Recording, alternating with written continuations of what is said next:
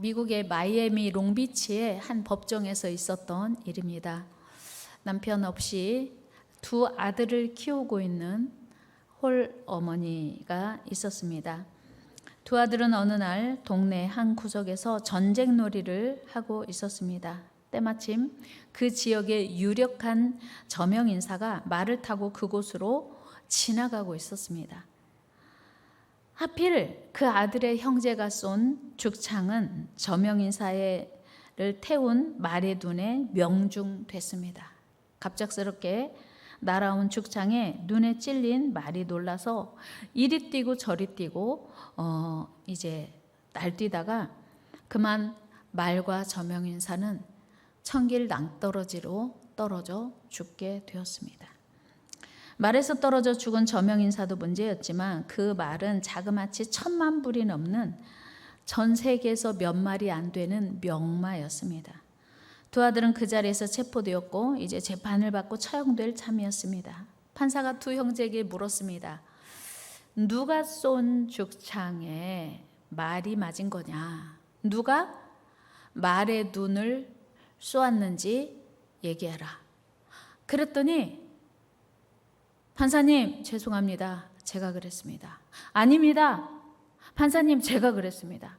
제가 잘못했습니다. 제가 실수한 것입니다. 제가 죄를 저질렀습니다. 제가 범인입니다. 두 형제가 서로 자기가 범인이라고 주장하는 것이었어요.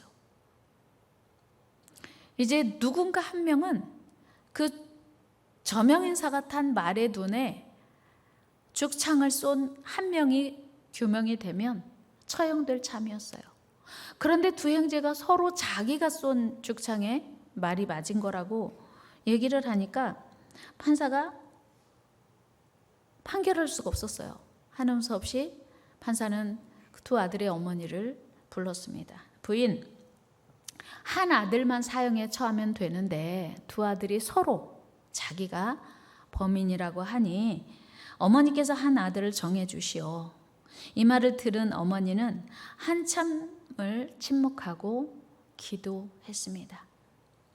신앙심이 깊은 이 어머니가 입을 열었습니다. 판사님, 작은 아들을 처형해 주십시오. 의아한 판사가 다시 묻습니다. 부인, 하필 작은 아들을 처형하자고 한 이유가 무엇입니까? 그랬더니 이 어머니가 다시 말합니다. 판사님, 큰아들은 전처가 낳은 아들이고 작은 아들은 제가 낳은 아들입니다. 이 판사가 다시 묻습니다. 부인, 둘째 아들이 본인이 낳은 아들이라면 둘째 아들을 살려야 맞은 것 아닙니까? 둘째 아들이 더 소중하지 않습니까? 맞습니다. 판사님, 제 아들이 더 소중한 거 사실입니다. 그런데 저는 하나님을 믿는 사람입니다. 저는 성도로서 제 유익보다, 내 생각보다 하나님의 말씀에 더 순종하고 싶습니다. 어머니의 이 말에 재판정은 쥐 죽은 듯이 조용했습니다. 장내가 숙연해지고 조용해지자 부인의 말에 너무나 감동을 받은 판사가 근엄한 음성으로 말했습니다. 부인, 지금까지 30년 넘게 재판을 해왔지만 오늘 같은 감동은 처음입니다. 두 아들도 그 어머니도 우리 미국 사회를 아름답게 선도하기에 충분한 모범적인 가족이라고 판단됩니다. 그리고 판사는 힘주어 판결문을 낭독했습니다.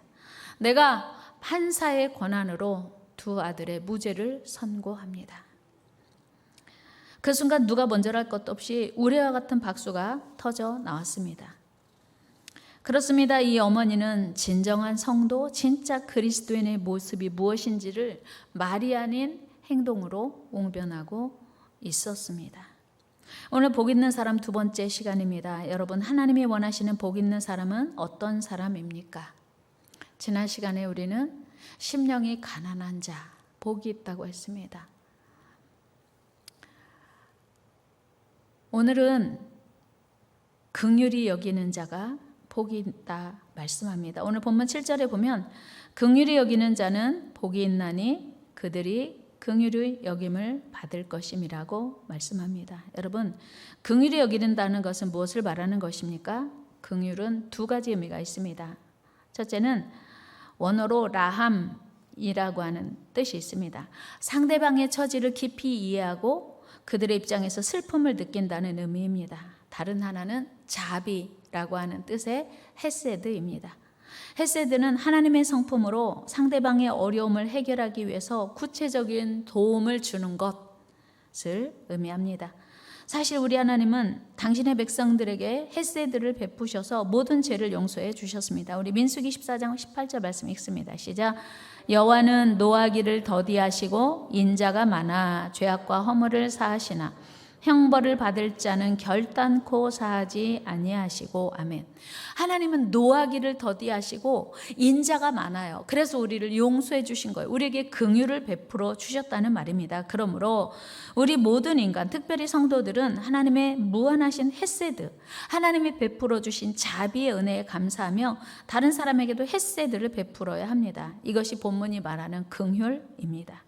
오늘 본문은 이런 긍휼을 베푸는 자라야 하나님의 긍휼을 입는 복 있는 자가 된다는 것입니다. 그러나 우리는 어떻습니까? 여러분은 긍휼을 베풀기를 좋아하십니까? 긍휼을 받기를 원하십니까?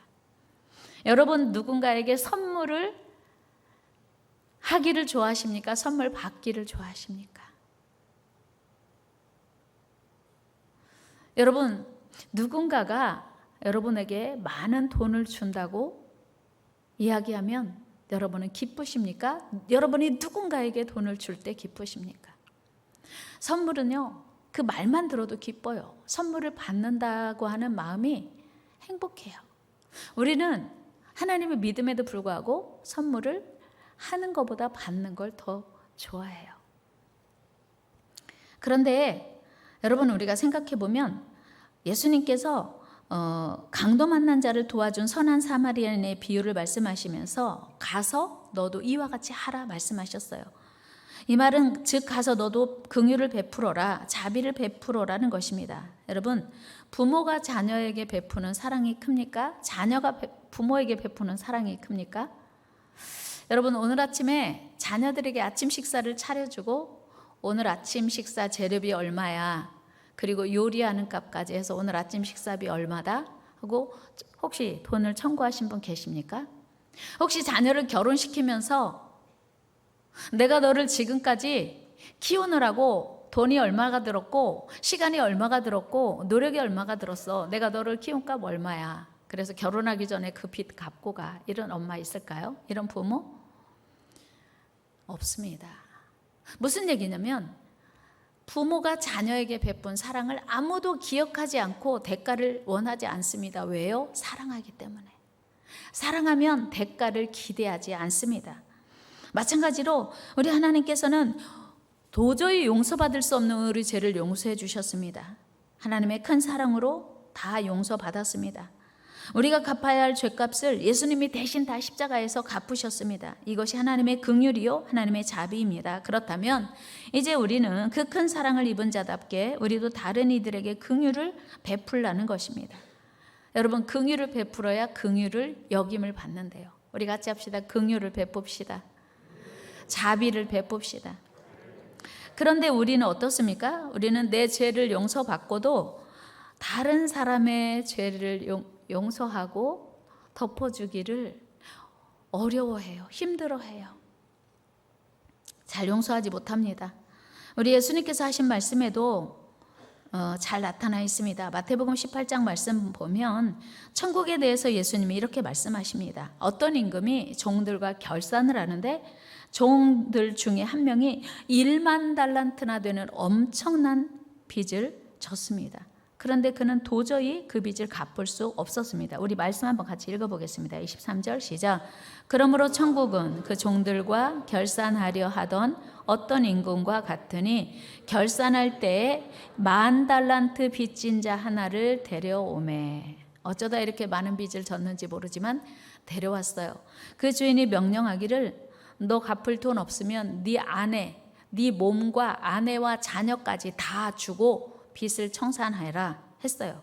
그랬더니 25절 말씀 읽어볼까요? 같이 읽어 시작. 갚을 것이 없는지라 주인이 명하여 그 몸과 아내와 자식들과 모든 소유를 다 팔아.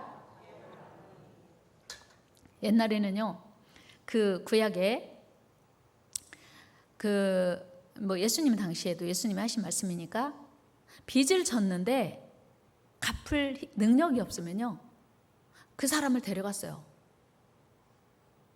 그래서 잠언서에 빚을 지면 체주의 종이 된다 그랬어요. 그걸 빚지지 말라 그러거든요. 그리고 또 갚을 힘이 없으면 아내를 데려가고 자식들을 데려가요. 그러니까 빚지게 되면요, 자기 결정권이 없어져요. 자기 의사 능력이 없어지는 거예요. 그러니까 그 빚진 자의 종이 되는 거죠. 그래서 지금 오늘 주인도 이 10,000달란트 빚진 자에게 네 몸도 내놓고 아내도 자식들도 다 데려와라 했어요. 여러분 얼마나 비참하겠어요. 그러니까 통사정을 하면서 제가 조금만 시간을 주시면, 기회를 주시면 갚겠습니다. 제발 기다려 주세요. 그렇게 통사정을 했습니다. 이에 그 주인이 불쌍히 여겨 긍휼히 여겨서 놓아주었습니다. 그리고 빚을 안 갚아도 돼, 다 탕감해 줬어요. 얼마나 기뻤겠어요? 얼마나 신났겠어요? 얼마나 날아갈 듯이 기뻤겠죠. 27절 말씀 같이 한번 읽어 시작. 그 종의 주인이 불쌍히 여겨 놓아 보내며 그 빚을 탕감하여 주었다. 이제 안 갚아도 되는 거예요. 너무 기쁘고 행복한, 와 진짜 내가 이 많은 빚을 탕감받다니 난 정말 행복한 사람이야 라고 기쁜 마음으로 나오는데, 마침 지나가는 한 사람을 만났는데 그 사람이 자기에게 100데나리온 빚진 사람인 거예요. 그래서 갑자기 그 사람 멱살을 잡고 흔들고 목을 조으면서 너 빨리 내 빚 갚아 그랬어요. 그랬더니 죄송해요 지금 갚을 돈이 없어요. 28절 말씀 한번 같이 읽어 시작. 그 종이 나가서 자기에게 100데나리온 빚진 동료 한 사람을 만나 붙들어 목을 잡고 이르되 빚을 갚으라 하매, 이 사람이 또 자기 아까 조금 전에 자기 모습처럼 막 엎드려서 막 빌면서 똑같이 말합니다. 나에게 참아주소서, 곧 갚겠습니다. 그러나 이 사람은 그를 긍휼히 여기지 않고 감옥에 가뒀어요. 30절 말씀 읽어 시작. 허락하지 아니하고 이에 가서 그가 빚을 갚도록 옥에 가두거늘. 그런데 그렇게만 됐으면 좋은데 반말은 누가 듣고? 쥐가 듣고, 낱말은 새가 들어요. 이 사람이 자기 빚을 10,000달란트 탕감받고 나오다가 100데나리온 빚진 자의 목을 잡고 흔들다가 감옥에 가둬버린 것을 누가 봤네요. 그리고 주인에게 쪼르르 가서 일렀어요. 주인님, 글쎄요, 아까 주인님이 10,000달란트 탕감해 준 그 사람 있지요? 있지. 그 사람이요, 글쎄 나가다가 자기에게 100데나리온 빚진 사람을 갖다 목을 흔들고 빨리 빚 갚으라고 하니까 좀만 기다려달라고 하는데 안 된다고 옥에 가둬버렸어요. 그랬더니 주인이 화가 나가지고 뭐라고? 그런 악한 놈이 있는가, 그런 나쁜 놈이 있는가 하면서 당장 불러와라, 이 악한 놈을 당장 불러와라 그랬어요.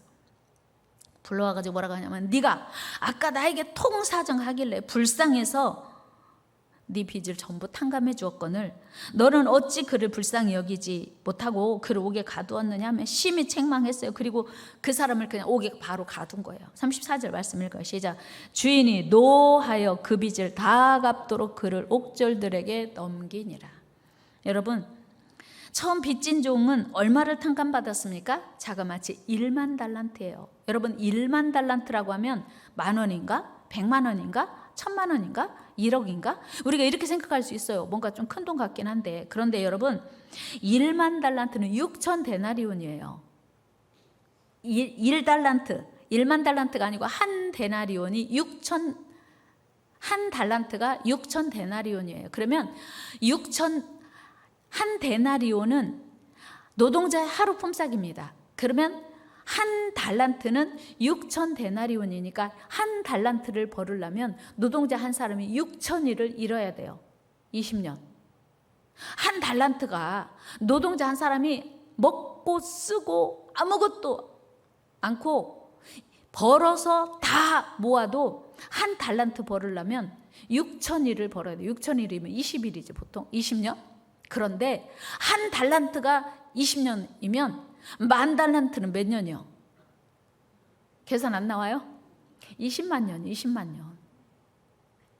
그러니까 이 만 달란트 탕감은 상상을 초월하는 기하학적인 숫자예요. 여러분, 당시 갈릴리 지방에서 1년 세금의 총수가 300달란트였대요.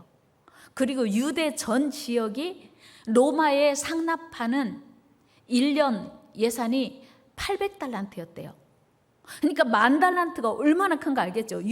이스라엘 전 나라가 로마에 바치는 세금이 800달란트였다고 하니까 1만 달란트가 얼마나 큰 돈인지 여러분 계산이 됩니까?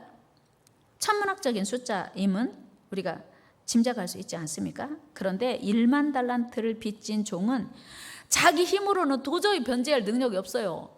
60만 년 벌어야 갚는 돈. 60만 년, 60년이 아니고 60만 년 벌어서 한 푼도 안 쓰고 갚을 수 있는 돈이 1만 달란트예요. 무슨 얘기냐면 이 사람의 힘으로는 절대로 변제할 능력이 없는 어마어마한 빚을 진 거예요. 어쩌다 그런 빚을 졌을까요?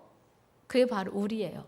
우리 죄는 아무리 우리가 노력을 하고 선행을 해도 우리 죄는 절대로 용서받을 수 없는, 탕감받을 수 없는 어마어마한 빚이라고 하는 거예요. 그 죄를 우리 힘으로는 도저히 용서받을 수 없는 어마어마한 죄를 하나님이 불쌍히 여기셔서 우리 구원자 예수 그리스도를 보내셔서 우리 죄를 다 용서해 주셨어요. 테텔레스타이라고 하잖아요. 너 죄 없어? 내가 용서해 줄게. 예수님이 십자가에서 네 죄 대신 지고 죽으셨어. 이걸 믿기만 하면 우리 죄는 다 없어지는 거예요. 이것이 하나님의 아버지의 크고 놀라우신 긍휼, 헤세드예요. 자비. 그러므로 이제 우리는 하나님의 긍휼을 입은 대로, 하나님의 사랑을 받은 대로 우리에게 잘못한 사람을 불쌍히 여기고 용서하라는 거예요. 우리 예수님은 주기도문에서 친히 이렇게 말씀하셨어요. 마태복음 6장 12절 시작. 우리가 우리에게 죄 지은 자를 사하여 준 것 같이 우리 죄를 사하여 주시옵고. 아멘. 그러니까 우리가 하나님으로부터 어마어마한 죄를 용서받았으니 우리도 다른 사람이 우리에게 잘못한 걸 용서해 주라고 하는 거예요. 여러분, 죄 용서는요 조건부예요. 조건부 용서입니다. 그러니까 우리가 용서받을 수 있는 조건은 우리에게 잘못한 사람을 용서해 주는 것을 조건으로 해요. 그런데 우리는 하나님께 죄 용서받은 것에 대한 감사가 별로 없어요. 부채의식이 없어요. 그래서 다른 사람의 죄도 절대로 용서 못하고, 옛날 어르신들이 내 눈에 흙이 들어가도 내가 절대로 용서 못한다는 말을 했거든요. 이거는 하나님을 모르는 사람, 하나님의 은혜를 모르는 사람, 하나님께 받은 사랑이 얼마나 큰지 모르는 사람이 하는 얘기예요. 여러분, 우리가 다른 사람을 긍휼히 여겨야 하는 근거는 무엇입니까? 그것은 바로 우리가 먼저 하나님의 긍휼을 입었기 때문입니다. 또한 앞으로도 하나님의 긍휼을 입는 복 있는 사람이 되어야 하기 때문이에요. 그러므로 우리는 서로 긍휼히 여겨야 돼요. 우리 긍휼히 여깁시다. 우리 긍휼히 여깁시다. 긍휼히 여깁시다. 근데 참 안 돼요. 어려워요. 힘들어요. 근데 이거 생각해야 돼요. 여러분, 우리는 언젠가 하나님의 심판대 앞에 서야 돼요. 마태복음 25장에 보면 왕은 많은 무리를 다 모으고 너는 오른편, 너는 왼편, 너는 양, 너는 염소로 구분해요. 그런데 그 구분의 기준 역시 그 사람이 얼마나 긍휼을 베풀었는가, 그 사람이 얼마나 사랑을 베풀었는가, 그 사람이 얼마나 자비를 베풀었는가예요. 근데 막상 긍휼을 베푼 오른쪽 양들은 우리가 언제 긍휼을 베풀었습니까? 자기는 알지도 못했어요. 근데 하나님 다 알고 계세요. 무슨 얘기냐면 우리가 긍휼을 베풀지 않고 하나님 앞에 악한 죄를 범하고 있을 때도 다 보고 계시고 알고 계시더라고 하는 거예요. 마태복음 25장 34절 읽어 시작. 그때 임금이 그 오른편에 있는 자들에게 이르시되 내 아버지께 복 받을 자들이여 나와 창세로부터 너희를 위하여 예비된 나라를 상속받으라. 아멘. 오른편에 있는 자가 복받을 자래요. 그런데 왜 복받냐면 그 다음 말씀 읽어요. 35절 6절 시작. 내가 줄일 때 너희가 먹을 것을 주었고 목마를 때 마시게 하였고 나그네 되었을 때 영접하였고 헐벗었을 때 옷을 입혔고 병들었을 때 돌보았고 옥에 갇혔을 때 와서 보았느니라. 그러니까 오른쪽에 있는 사람들, 양으로 분류된 사람들의 조건이, 기준이 뭐냐면 너희들은 내가 헐벗었을 때 옷을 입혔고 내가 굶주렸을 때 먹였어. 내가 옥에 갇혔을 때 돌보았어. 이 사람들은 언제 우리가 했습니까? 그랬더니 여기 지극히 작은 형제에게 한 것이 바로 내게 한 것이라는 거예요. 여러분, 복 있는 사람이 되기를 원하십니까? 그렇게 되기를 축복합니다.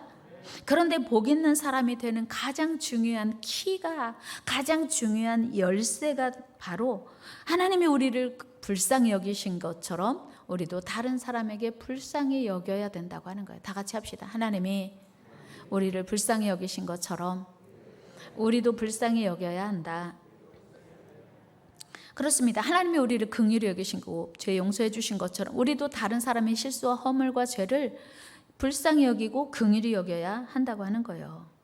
여러분, 우리가 받은 구원의 선물은 하나님께서 우리를 불쌍히 여기사 내리신 선물입니다. 그렇습니다. 사도 바울은 에베소서 2장 4절 5절에서 이렇게 말씀하고 있어요. 시작. 긍휼이 풍성하신 하나님이 우리를 사랑하신 그 큰 사랑을 인하여 허물로 죽은 우리를 아멘. 긍휼, 사랑, 은혜 같은 맥락으로 다른 그 단어로 표현되어 있지만 같은 말이에요. 긍휼이 풍성하신 하나님이 하나님의 사랑으로 우리에게 은혜를 베푸셨다고 하는 거예요. 그러니까 우리는 하나님의 사랑, 하나님의 긍휼로 죄 용서 받았다고 하는 거예요. 결국 1만 달란트 탕감받은 자와 고작 60만 분의 1인 100데나리온 빚진 자를 용서하지 못한 것은 자기가 임금에게 받은 은혜를 망각한 미련한 처사요, 임금의 긍휼을 배신한 행위예요. 예수 믿는 사람은 의리가 있어야 돼. 의리. 여러분, 의리 있습니까? 그러면 무슨 목사님 의리예요. 성경에 의리라는 말이 나와 있나요? 무슨 얘기냐면 하나님이 우리를 긍휼히 여기시고 죄 용서해 주셨기 때문에 우리도 하나님의 의리를 가지고 또 다른 사람에게 긍휼을 베풀어야 한다고 하는 거예요. 야고보서 2장 13절에서도 야고보 사도가 이렇게 말씀합니다. 같이 읽어요. 긍휼을 행하지 아니하는 자에게는 긍휼 없는 심판이 있으리라. 긍휼은 심판을 이기고 자랑하느니라. 아멘. 그러므로 우리는 긍휼을 유통해야 돼요. 하나님께 어마어마한 긍휼을 입은 우리는 긍휼을 또 다른 사람에게 흘려보내야 돼요. 그래서 우리는 긍휼에 풍성하신 하나님의 사랑을 닮은 긍휼에 풍성한 성도가 되어야 된다고 하는 거예요. 여러분, 이 세상에 하나님의 긍휼이 필요 없는 사람은 아무도 없습니다. 우리 모두 하나님의 긍휼을 입어야 돼요. 하나님의 긍휼 때문에 우리가 오늘 이렇게 하나님을 아버지로 부를 수 있습니다. 따라서 우리는 형제에게 무한히 긍휼을 베풀어야 합니다. 오늘 본문에서 긍휼히 여기는 자는 복이 있나니 저희가 그들이 긍휼히 여김을 받을 것이며 라고 말씀합니다. 그러므로 오늘 우리가 긍휼을 베풀지 않으면 우리 역시 하나님의 긍휼을 입지 못하고 하나님의 복을 받지 못하게 되는 것입니다. 우리 모두 긍휼히 여기고 긍휼을 입는 복 있는 사람이 되기를 축복합니다. 너그러운 사람이 됩시다. 자비로운 사람이 됩시다. 나누는 사람이 됩시다. 주는 자가 됩시다. 우리 예수님께서도 주는 자가 복이 있다고 했어요? 받는 자가 복이 있다고 했어요? 그럼요. 주는 자가 받는 자보다 복이 있대요. 그런데 우리는 그 말씀을 안 믿고 늘 받기를 원하잖아요. 우리 사도행전 20장 35절 말씀 읽어요. 시작. 범사에 여러분에게 모본을 보여준 바와 같이 수고하여 약한 사람들을 돕고 또 주 예수께서 친히 말씀하신 바 주는 것이 받는 것보다 복이 있다 하심을 기억하여야 할지니라. 이번 주에 이 말씀 하나만 암송해도 좋을 것 같아요. 주는 것이 받는 것보다 복이 있다. 다 같이 주는 것이 받는 것보다 복이 있다. 또 한 번 주는 것이 받는 것보다 복이 있다. 제 얘기 아니에요. 예수님 말씀이에요. 주님이 친히 말씀하신. 여러분, 부지런히 주님의 긍휼과 사랑과 자비를 나눠주는 복 있는 성도들이 되시기를 축복합니다. 두 번째는요, 마음이 청결한 자입니다. 우리 주님은 8절에서 마음이 청결한 자가 복이 있나니 그들이 하나님을 볼 것이미요 라고 말씀하십니다. 여기서 여러분 청결하다가 무슨 뜻입니까? 그것은 순수하다, 깨끗하다는 것을 의미합니다. 여러분 카멜레온을 아십니까? 우리나라에는 서식하지 않는 걸로 제가 알고 있는데요, 개구리와 비슷하게 생겨 있어요. 그런데 카멜레온이요, 특징이 뭐냐면 때에 따라서 변신을 잘한대요. 이렇게 지금 초록색이잖아요. 그런데 색깔을 바꿔요. 그래서 이제 그 포식자가 카멜레온을 잡아 먹으려고 왔다가 색깔을 바꾸니 뭐야, 아까 그놈 아니네? 하고 변신을 한다고 하는 거예요. 변신의 귀재가 카멜레온이에요. 그래서 저놈 카멜레온 같아 그러면 욕이요, 욕. 이 카멜레온이요, 이렇게 변신을, 그러니까 환경에 따라서 몸을 여러 가지 색깔로 바꾼다는 거예요. 여러분 혹시 우리에게는 카멜레온 같은 모습은 없습니까? 세상에 있을 때는 세상 사람처럼 변하고, 교회 오면 성도처럼 변하고, 옆 사람에게 너는 어찌 카멜레온 같냐 하면 안 되겠네. 세상에 나가면 세상 사람하고 똑같아. 교회 오면 예수님 닮았어. 그 카멜레온이에요. 카멜레온은 절대 하나님이 원하시는 모습이 아닙니다. 여러분, 마음이 청결한 자가 하나님을 본다고 했는데 카멜레온처럼 순수하고 깨끗하지 못하고 단순하지 못한 사람은, 순간순간 변하는 사람은 하나님이 기뻐하시는 복 있는 사람이 아닌 거예요. 우리는 늘 한결같은 하나님의 자녀로 살아야 합니다. 이것이 마음이 청결한 자예요. 그런데 카멜레온은 몸 색깔만 바꾸는 게 아니고 요놈의 눈이요 360도 회전을 한대요. 그리고 눈이 두 개잖아요. 여러분 하나님이 왜 우리에게 눈을 두 개 주신 줄 압니까? 눈 두 개로 한 사물을 이렇게 그 입체적으로 볼 수 있게 눈을 두 개를 주신 거예요. 그런데 카멜레온은요, 이 눈이요 360도 회전하고 다초점이래요. 그래서 오른쪽 눈은 저 나무 위에 있는 벌레를 보면서 저놈 잡아먹어야지. 그런데 왼쪽 눈은요 물속에 있는 곤충을 볼 수 있대요. 여러분 다초점 렌즈 좋아하십니까? 혹시 우리가 필요하면 다초점 안경은 살 수 있을지 몰라도 여러분 우리 눈은 다초점이 되면 안 돼요. 우리 눈은 오직 주님만 바라보는 원초점이 되어야 할 줄로 믿습니다.